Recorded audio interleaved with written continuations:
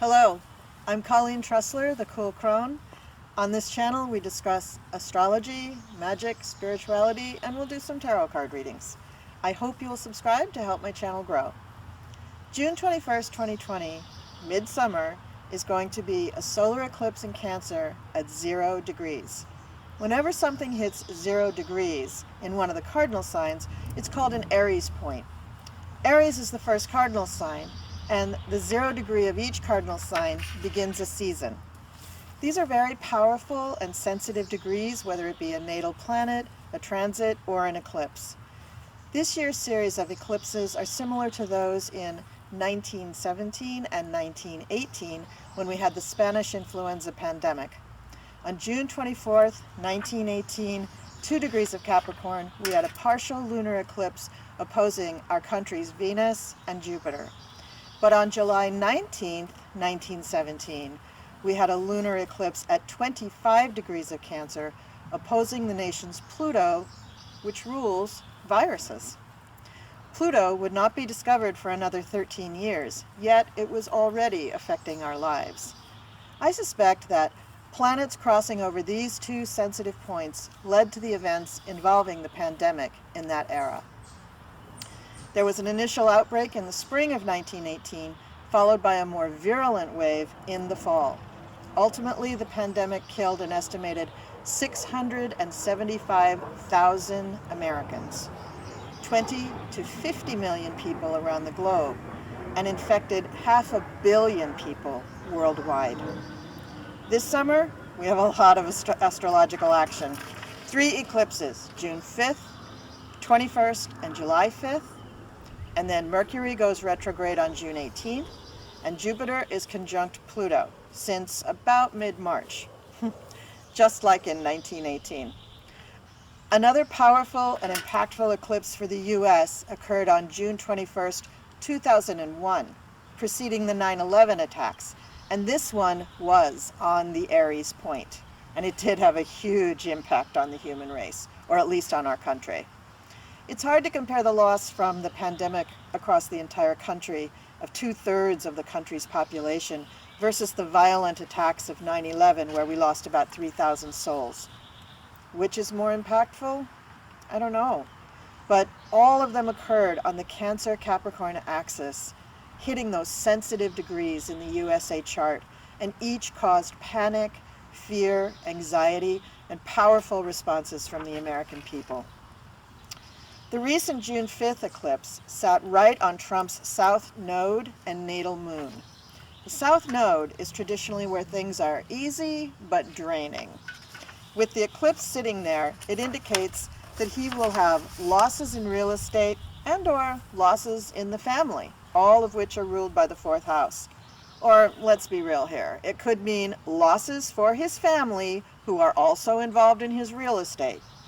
His emotional security will be challenged, as well as his actual domicile. So when a planet connects to that sensitive eclipse point, he may change his domicile. A move to Mar-a-Lago, perhaps? Given the opposition to his natal sun, his life force, and the South Node, this will drain his energy, making it seem that he's not up to his usual level of activity, which I believe we are witnessing now. Combine that with his natal Uranus there, and you have a whole ball of what'll he do? He will act out of emotional insecurity. His actions and statements will be confusing and misleading. He will not feel his usual self, and so he may be even more vindictive and petty in his responses to issues pertaining to his career. Gee, that's so out of character. The June 21st eclipse falls on the 0 degree of the cardinal sign Cancer, the Aries point in Cancer. This is rare because eclipses have not fallen on that degree since June 21st, 2001. That's the eclipse preceding the 9/11 attacks. Before that, there was not a 0 degree eclipse for the last century. The solar eclipse sits in Trump's 11th house for Congress, friends, group activities, and squares Neptune, which rules confusion, illusion, and fantasy. It also conjuncts his Mercury, which rules communications. This could mean more gaslighting of the American public, Or he just may be lying to himself in order to console his fragile ego, or both. We will also have a quincunx between Saturn in Aquarius and the June 21st eclipse. This inconjunct aspect is all about making adjustments. It makes one feel uncomfortable, so we need to adjust. Now, Saturn rules the career, restrictions, constraints, authority. The Sun rules your ego, the life force, your heart, and the Moon rules your emotional needs and the home. Many in the country will be dissatisfied with their careers and begin making adjustments. Because we are talking about an eclipse, many are probably already feeling this urge for change. Also, this will bring even more response to having to stay home to prevent the spread of the virus. As we have seen, this virus has caused a sea change to the way we do business and how we conduct our day-to-day lives. There may be more states giving stay-at-home orders, or at least work-at-home orders, after the June 21st eclipse. Check your chart for anything near 0 degrees, take 2 cups of herbal tea, and then call me, your local astrologer, in the morning. Thank you. Jupiter in retrograde will be moving back to meet Pluto in a conjunction again, as it did in April, which heralded the quarantine. In some places in our country, the quarantine started in March. That is because Pluto is quite slow-moving and very powerful. In fact, that conjunction of Pluto to its natal position has been affecting us for quite some time. All it needed was Jupiter moving into orb of the conjunction to spur the action. Jupiter expands things, and as it did in 1918, Jupiter with Pluto conjunct brought on the effects of the pandemic. The North-South node axis is at 29 degrees Gemini Sagittarius, meaning the end of a cycle. The 29th degree always indicates completion and the time to let go, but the unwillingness to do so. Gemini is about gathering information, and Sag is about the law and the courts. So we will be ending many things pertaining to our laws after gathering so much information.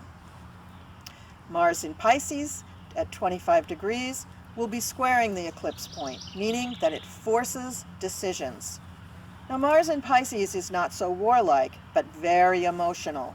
Given the current emotional state of the country, I'd say that the temperature of our nation is leaning towards finally doing something about systemic racism and police brutality. It's about time. I've been hearing about these things since I was in grade school in the 60s.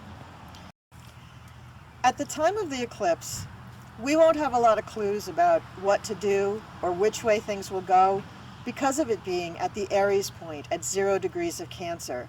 It is just the beginning, so it will be incumbent upon our leaders to gather the information and make the changes necessary to keep us safe. Yeah, good luck with that.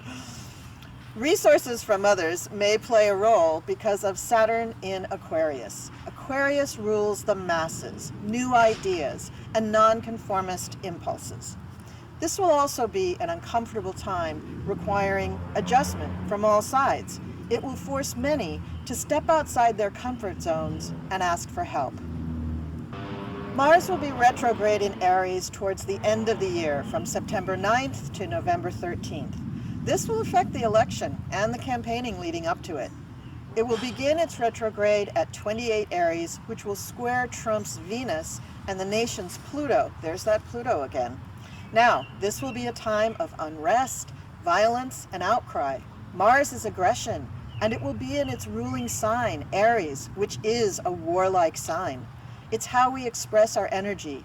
Mars tells us how we express ourselves physically, morally, emotionally, politically, and mentally. No doubt, this is a huge eclipse for the United States, coming at an historical point in time for our country. We are facing not only a pandemic, which shows signs of slowing and growing in various parts of the country, bringing with it extreme unemployment, but also mass protests in our streets, which have been ongoing since the death of George Floyd. Why is this? What in astrology points to this very difficult turning point in our nation? It's Pluto. Pluto is making a return to its natal position in the USA charts, which is only possible in a country that's been in existence for over 248 years. Pluto entered the sign of Capricorn in 2008. Remember the mortgage crisis? This was the beginning of Pluto in Capricorn. Our country has Pluto in Capricorn at 27 degrees 33 minutes on the cusp of its second house, which rules values and resources. Pluto is the planet of power and destruction. Pluto in the second house is the reason this country has been considered a global superpower, both economically and militarily, for the last 2 centuries. Remember when Barack Obama was elected? I remember looking at the astrology for the USA and thinking, who in their right mind would take on this country now?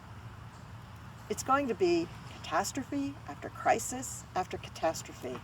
Remember all the difficulty he had with Congress? I just wonder who his astrologer was. The exact conjunction of the transiting and natal Pluto in the USA chart will be late December 2022. But we're already feeling it. Pluto has been in orb of this conjunction since March 12, 2020, this year, which coincides with the quarantine.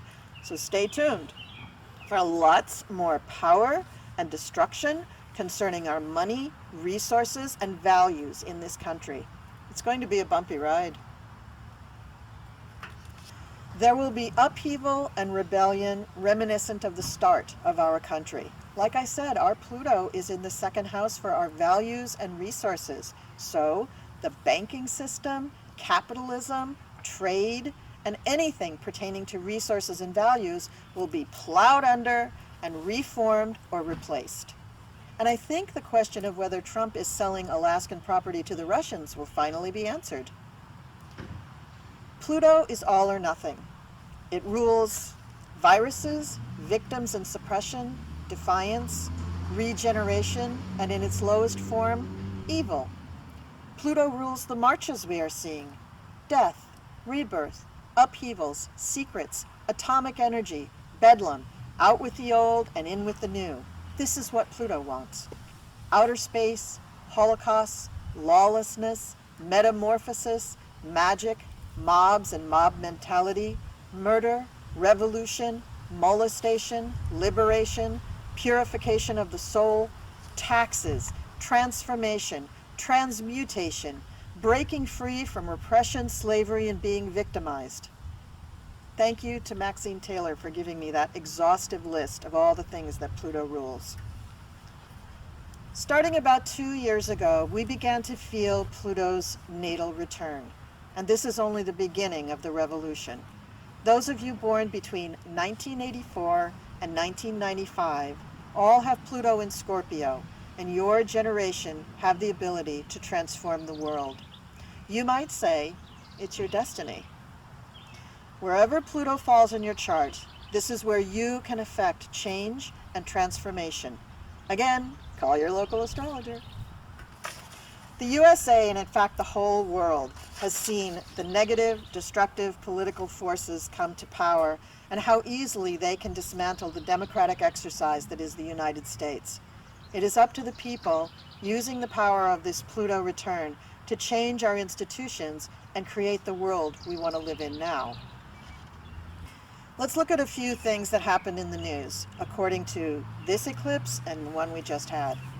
Beginning in early May, Republican politicians from governors to congressmen and women began distancing themselves from Trump, with headlines screaming, "Republicans have already decided that Trump is going to lose." Mr. Trump cannot be feeling good about his support.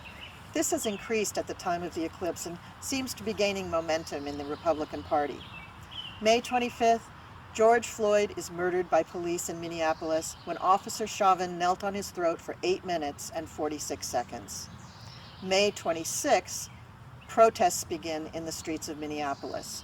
May 29th, we have the Bunker Boy incident. Just outside the White House in Lafayette Square, peaceful protesters and some disruptive factions who threw bottles and rocks caused the Secret Service to take the White House dark and rush Trump to the bunker inside the White House. On June 1st, Trump has a press conference to announce the threat of military action to quell the unrest in response to the protests supporting Black Lives Matter and the death of George Floyd.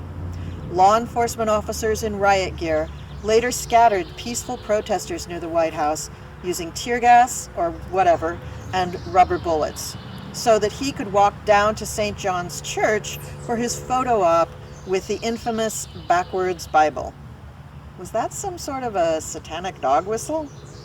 I'm not sure. Since then, he has steadfastly insisted that his visit to the bunker took place earlier that day and was merely an inspection. Of course. In the early morning hours of June 5th, D.C. Mayor Muriel Bowser took some protest action of her own. This is from the Washington Post. In Washington, D.C., Mayor Muriel Bowser on Friday had Black Lives Matter painted in large yellow letters on the street that leads to the White House, and also designated the square in front of Lafayette Park as Black Lives Matter Plaza. Her chief of staff wrote in a tweet, "There was a dispute this week about whose street this is. Mayor Bowser wanted to make it abundantly clear that this is DC's street and to honor demonstrators who were peacefully protesting on Monday evening." It should be noted that Bowser is a Democrat. She also tweeted out a photo of the street, taken from above. This is from Wikipedia. At least 200 cities imposed curfews by June 3rd, while more than 30 states and Washington, D.C. activated over 62,000 National Guard personnel due to the mass unrest. From the beginning of the protests to June 3rd, at least, 11,000 people had been arrested, including all 4 police officers involved in the arrest which led to Floyd's death. I could not find an updated number of arrests at the time of this video. From June 7th to the 13th, the sun sat on Trump's 10th house, lending confidence and authority to his stature as president. But Mars will be in his 7th house, and he may be trying too hard, throwing himself in the public eye, trying to make outlandish claims. On June 7th, William Barr claimed that the president has the absolute right to call out military troops to keep the peace in the U.S. Yeah, that's true. But that the 82nd Airborne Division was only called upon to be on standby after the so-called rioting in Lafayette Square, now renamed Black Lives Matter Plaza. If you saw my last video, you may recall that I said on June 7th, Mercury will hit his second eclipse point. Look for some kind of outrageous edict, statement, or action from the president that does not seem to have anything to do with the leading issues of the day or flies in the face of what we previously considered normal diplomacy or presidential actions. Here we go. Trump has made plans to return to campaigning, announcing that he will hold one of his political rallies on June 19th in Tulsa, Oklahoma.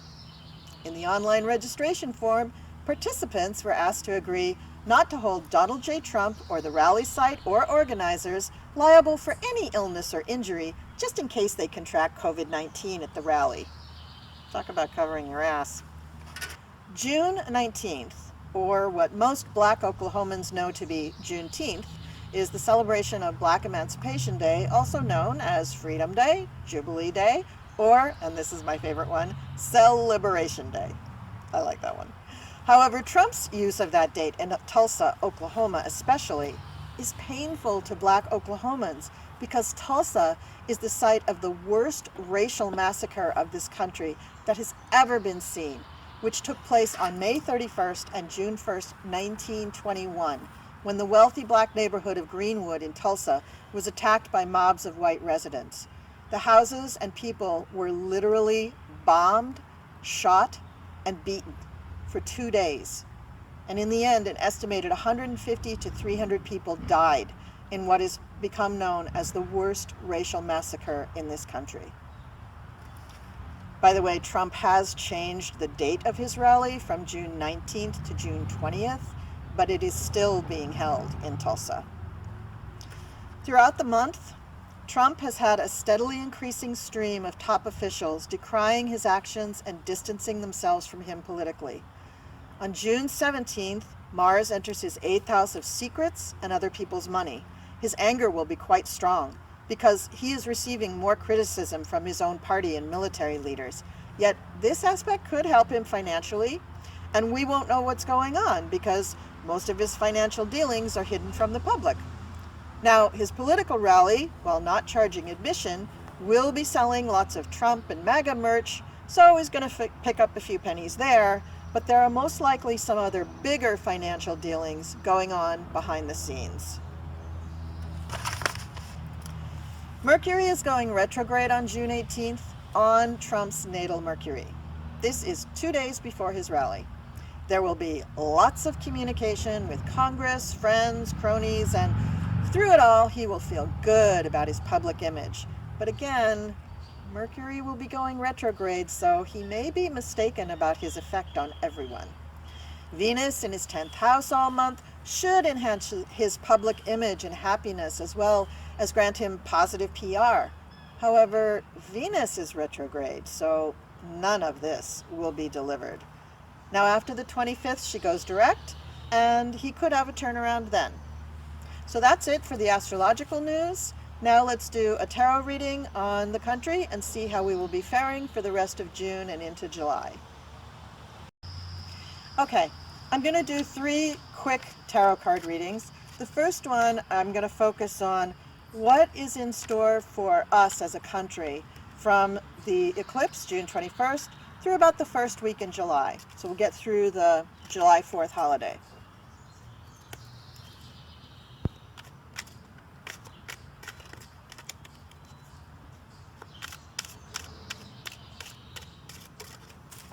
Something jumped out, so we'll use that one.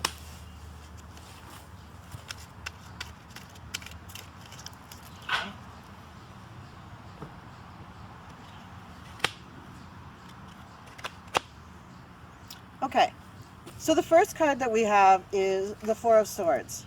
This is a card of retreat or rest or repose. Sometimes it can indicate somebody who's in a weakened state or sick. So I think what we're looking at for the country is a lot of people who are sick.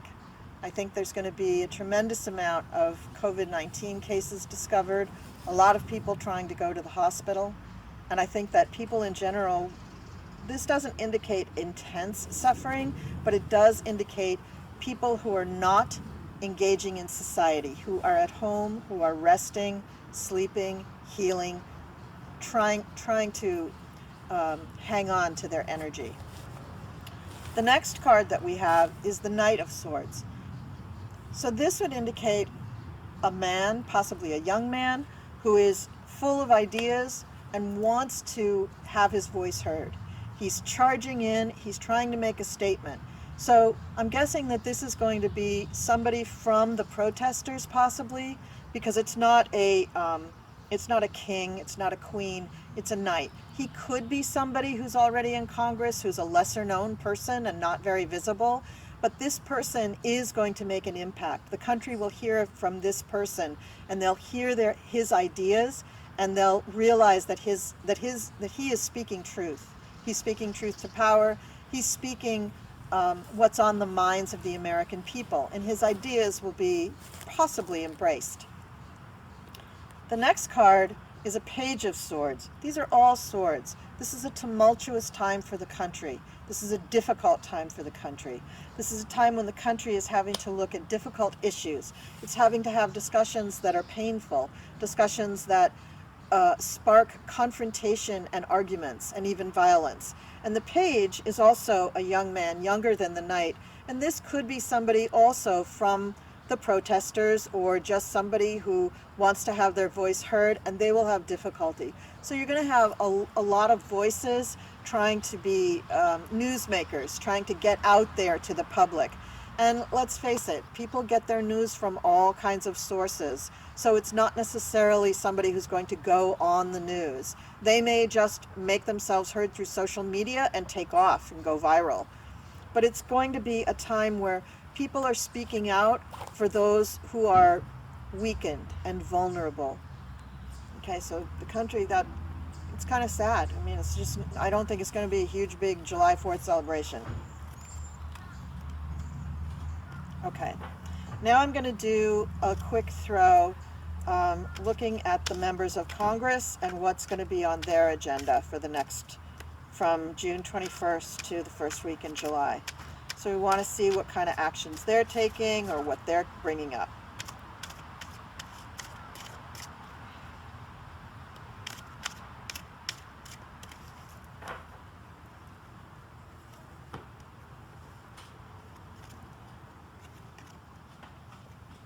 Okay, so the first card that we have is the Knight of Wands, but it's actually reversed. Now the Knight of Wands is also going to be a young man, and wands represent fire, action, someone who's trying to take a stand and take action to get something done. In Congress, this would probably be somebody who is putting forth different bills or trying to have things come about. It is reversed, so I think that this person is going to have a difficult time getting their actions taken seriously or getting their actions to come to fruition. It could be bills that were introduced in the past that they're trying to bring back, because we will be in a Mercury retrograde at this time. The next card is the Magician. This is good news for the country.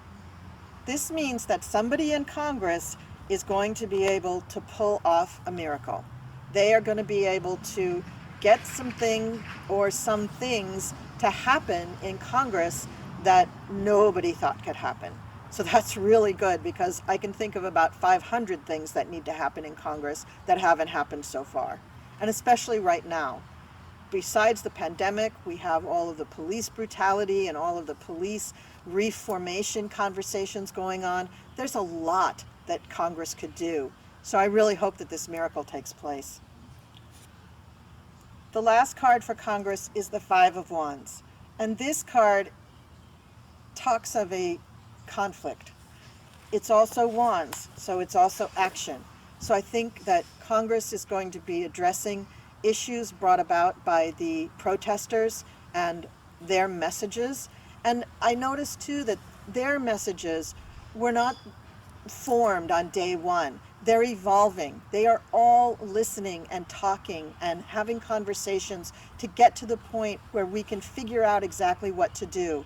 Remember, the eclipse is at the 0 Aries point, so we don't know what to do. And it's incumbent upon everybody to talk and communicate and have dialogue about these issues and come to the best solution. And there may be many solutions. Each city, each state may have their own solutions, but it's different than what we have now. The point is that what we have now isn't working for everybody. So the Five of Wands is actually a good card to have, because it means that people will take action according to the dialogues that they'll be having. All right, the last reading that we're going to do is going to be about our president.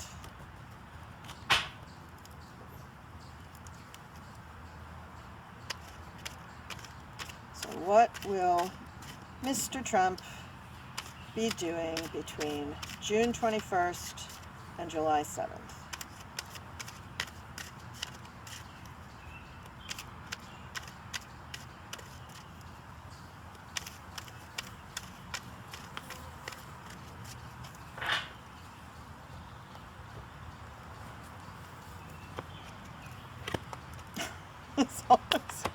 This cracks me up. Every time I do cards for Trump, it comes up as money.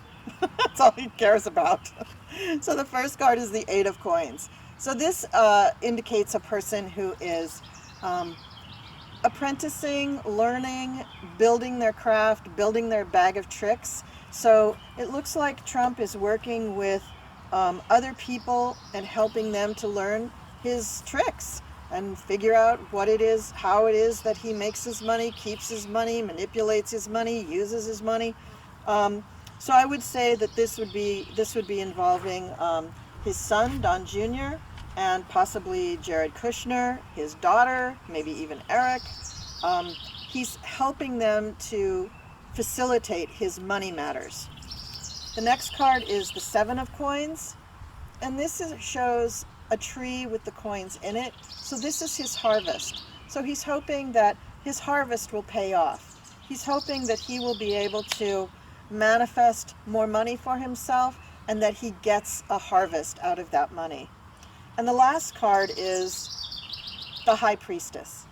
And the High Priestess she indicates secrets. She indicates knowledge that is not going to be revealed to everybody.